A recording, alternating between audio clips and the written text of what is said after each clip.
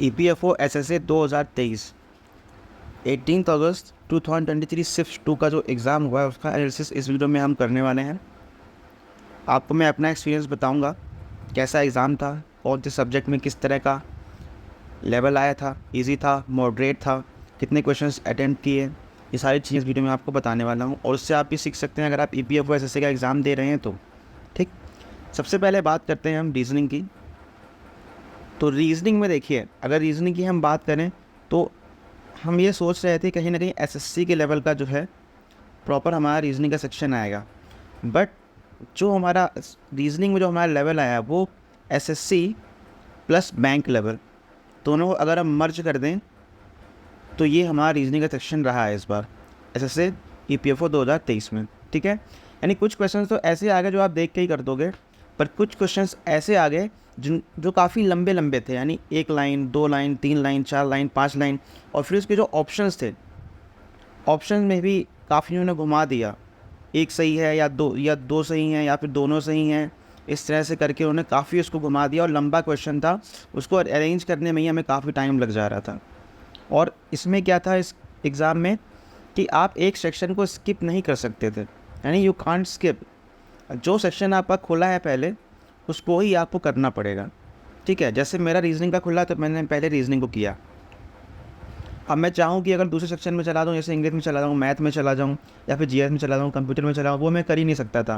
पहले मुझको इसको फिनिश करना था, उसके बाद कहीं ना कहीं मैं आगे जा कर के इंग्लिश या दूसरे सेक्शन कर सकता था। ठीक, तो अगर मैं बात करूँ रीजनिंग कुल मिला कैसी आई थी, तो रीजनिंग जो थी वो आपकी ईजी टू मॉडरेट थी। बहुत ईजी भी नहीं कह सकते हैं, बहुत टफ भी नहीं कह सकते हैं, ईजी टू मॉडरेट थी। और मैं इसमें सिर्फ और सिर्फ 28 क्वेश्चन जो है अटैम्प्ट कर पाया, ओनली 28। ठीक है, क्योंकि टाइम भी थोड़ा सा कम ही था। ठीक, और बैंक की उतनी प्रैक्टिस है नहीं, और 28 में भी ये कंफर्म नहीं है कि सब के सब सही होंगे, पर हाँ 25 प्लस तो आराम से सही उसमें होंगे ही होंगे। ठीक है, अब बात करते हैं GS की। GS में देखो क्या रहा है, GS में एक तो करंट अफेयर्स उन्होंने पूछा है। ठीक, तो अगर आप एग्ज़ाम देने जा रहे हो करंट अफेयर्स पढ़ लेना थोड़ा बहुत, क्योंकि ये पूछेंगे ज़रूर वो।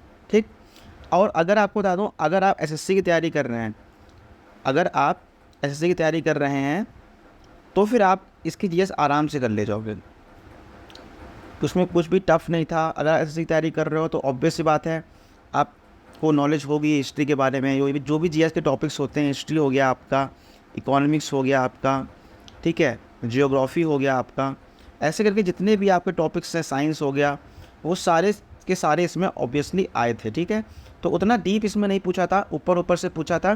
तो GS को मैं कह सकता हूँ GS वॉज ईजी, GS जो थी वो ईजी थी। अगर आप तैयारी कर रहे हैं SSC की तो, या फिर किसी भी कॉम्पिटिटिव एग्ज़ाम्स की, तो आप इसकी GS को आराम से कर पाएंगे, कोई प्रॉब्लम नहीं होने वाली है आपको। क्लियर है बात। अब बात करते हैं हम इंग्लिश की। इसके बाद मेरा सेक्शन खुला इंग्लिश का। ठीक, अब इंग्लिश में क्या हुआ देखो, इंग्लिश में सबसे पहले मेरा खुला कॉम्प्रीहेंशन। कॉम्प्रीहेंशन सबसे पहले आ गया, जो एक्चुअली मैं करना उतना पसंद नहीं करता हूँ, बट कॉम्प्रीहेंशन मैंने आराम से कर लिया, मुझे बहुत ही ईजी लगा। ठीक, उसके बाद आए आपके एक्टिव पैसिव। एक्टिव पैसिव आए, उसमें भी बहुत हाथ मेरा बढ़िया है, एक्टिव पैसिव भी हो गया।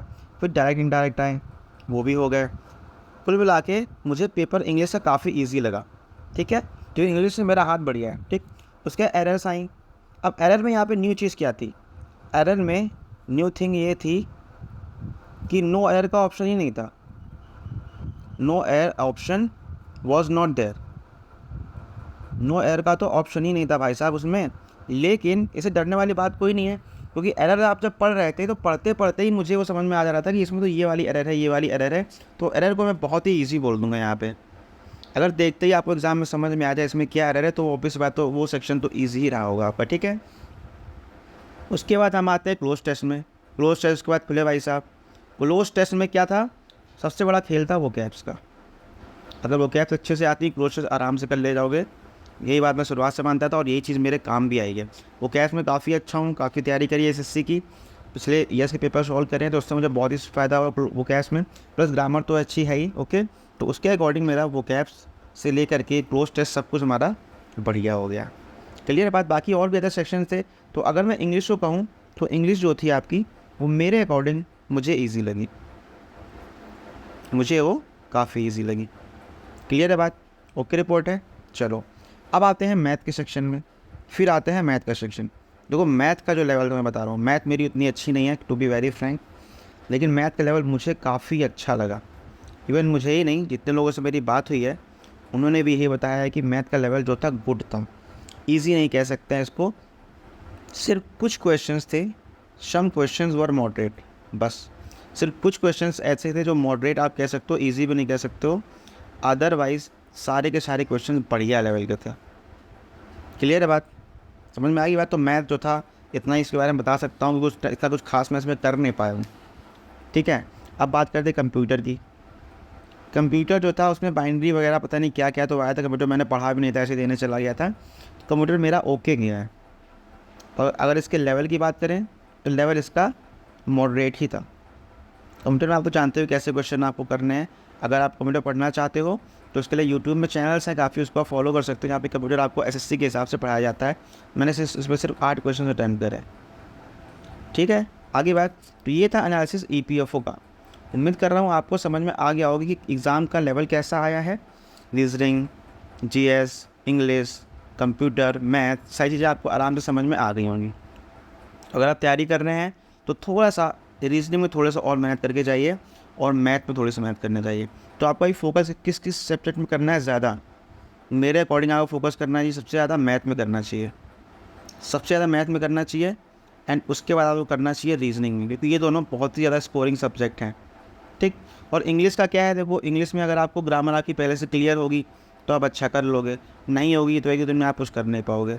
ठीक है, बट कहीं ना कहीं इनके आप प्रीवियस पेपर लगा लो और इंग्लिश में ये मेहनत कर लो अगर कर पाओ तो, ये दिक्कत वाली बात नहीं। बट ये जो लेवल था इनका मुझे थोड़ा सा अच्छा खासा लेवल लगा मैथ एंड रीजनिंग का। ठीक है, तो इस पर आपको अच्छे से ध्यान देना है। क्लियर है बात। तो देखते हैं अब क्या होता है, कैसे क्या होता है, जब रिजल्ट आता है कितने मार्क्स आते हैं, क्या आते हैं। ठीक है, तो ये था आज का हमारा एनालिसिस जो हमने ईपीएफओ एसएससी 2023 के लिए किया है। उम्मीद करता हूँ आपको पसंद आया होगा। पसंद आया और लाइक करिएगा, चैनल पर नए हैं सब्सक्राइब करिएगा। और मेरा बैच चल रहा है इंग्लिश का, आप चाहें तो ज्वाइन कर सकते हैं। अगर आप ये वीडियो वॉच कर रहे हैं तो आपको वो ज्वाइन का बटन दिख रहा होगा, वहाँ पर जाकर ज्वाइन करिए। आप इंग्लिश एंड रीजनिंग बैच कोई भी आप ज्वाइन कर सकते हैं। इंग्लिश बैच ज्वाइन करेंगे तो आपको दोनों क्लासेस मिलेंगी, अगर सिर्फ रीजनिंग बैच ज्वाइन करेंगे तो सिर्फ रीजनिंग की मिलेंगी। ठीक है, क्लियर है बात। और जो भी ईपीएफओ की तैयारी कर रहे थे एसएससी की, उनके वीडियो ज़रूर शेयर करिएगा। Thank you so much for watching, bye bye, take.